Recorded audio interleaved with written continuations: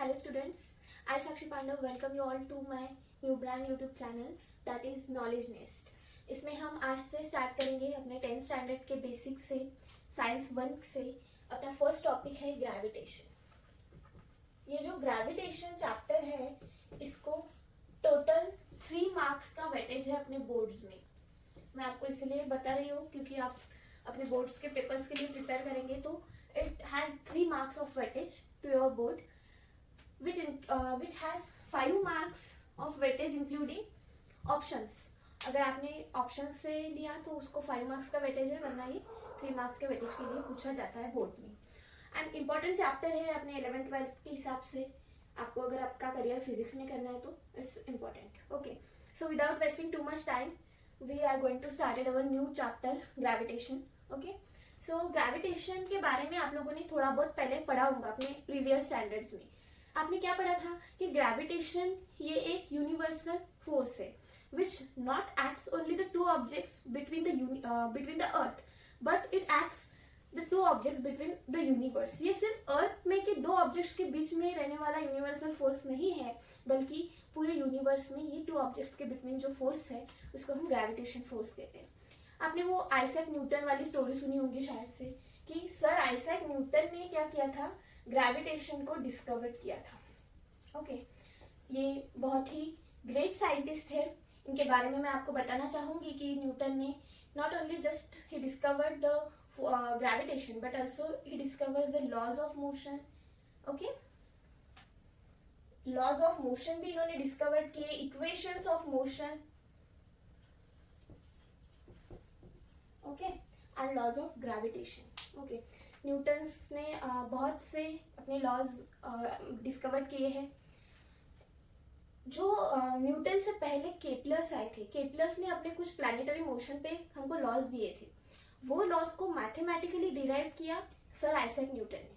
सो इनका बहुत बड़ा योगदान रहा है अपनी फील्ड में। And he also discovers the mathematical term that is calculus. इन्होंने कैलकुलस को भी डिस्कवर किया है। अब आप बोलेंगे कि ये जो कैलकुलस है इसका हमको फिजिक्स और मैथमेटिक्स में बहुत यूज होगा। जब हम डेरिवेशंस वगैरह सॉल्व करेंगे तो कैलकुलस का हमको बहुत यूज होगा। ओके, मैं आपको ये न्यूटन के बारे में इतना क्यों बता रही हूँ, क्योंकि हम जो 11th-12th में नीट वगैरह के एग्जाम्स देंगे तो अपने को साइंटिस्ट के बारे में कुछ क्वेश्चंस पूछे जाते हैं उस पर। ओके, सो हमको ये बेसिक्स पता होना चाहिए। Okay, next after wasting too much time we will go to our new topic that is gravitation। okay, so gravitation के बारे में आपने ग्रेविटी के बारे में आपने पढ़ा होगा शायद से। आइजैक न्यूटन की जो स्टोरी थी कि सर आइजैक न्यूटन एक पेड़ के नीचे बैठे थे, वो पेड़ था एप्पल का। उसमें से एक एप्पल गिर के न्यूटन के सिर पे गिर गया और वो ही थॉट दैट कि why this apple falls only vertically downward direction, why it not falls to the horizontal direction। after thinking too much he comes to the conclusion कि अर्थ में कुछ तो भी फोर्स होगा कि जिसकी वजह से वो एप्पल डाउनवर्ड डायरेक्शन में गिर गया। ओके, सो आफ्टर थिंकिंग उन्होंने ये कंक्लूड किया कि कुछ तो भी फोर्स होगा कि जो एक चीज को सेंटर ऑफ अर्थ में कुछ होगा कि जो सेंटर की तरफ से खींचती है। अगर हमने कुछ तो भी गिराया तो ये नीचे गिर गया। Why? Because Earth has some force which attracts the object towards itself. Then he conclude the term that is gravitation. Okay. अब ग्रेविटेशन के अंदर बहुत सारे टर्म्स आते हैं जिसमें आता है मोशन, फोर्स। ओके, एक एक को हम डिटेल में देखेंगे। ओके, हमारे फर्स्ट वीडियो में हम कुछ बेसिक टॉपिक्स कवर करेंगे। उसमें का फर्स्ट है force. Okay, what is force? अगर हमको एक आधे ऑब्जेक्ट है, एनी ऑब्जेक्ट, अगर हमको एक ऑब्जेक्ट को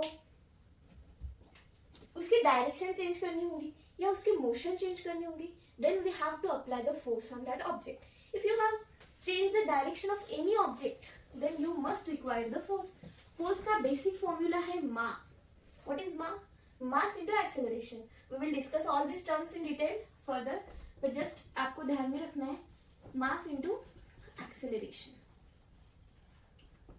ओके, मोशन, किसी भी ऑब्जेक्ट को कुछ डिस्टेंस कवर अप करना है या कुछ भी एक्टिविटी करनी है तो उसको मोशन तो लगेगी ना. सो ये मोशन है. मोशन के टाइप्स है. इसमें है सर्कुलर मोशन. सर्कुलर मोशन क्या है? अगर हमने एक ऑब्जेक्ट को लिया, मतलब एक मैंने थ्रेड को लिया और एक स्टोन को लिया और मैंने वो थ्रेड ऐसे ऐसे ऐसे ऐसे घुमाया. ओके. इस तरह से मैंने वो थ्रेड को पकड़ा और ऐसे घुमाया. तो घुमाने पे मैं क्या कर रही हूँ, यहाँ पे एक फील्ड क्रिएट कर रही. दिस फील्ड इज सेंटर, मतलब सेंटर से क्या कर रही मैं उसको सर्कुलर मोशन में घुमा रही. ओके. तो ये क्या हुआ, ये जो सर्कल है इसका ये सर्कमफरेंस हुआ. That is circumference.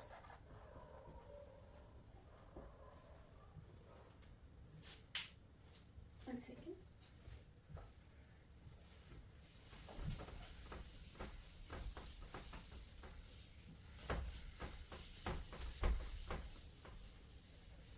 Now moving towards our next concept, that is circular motion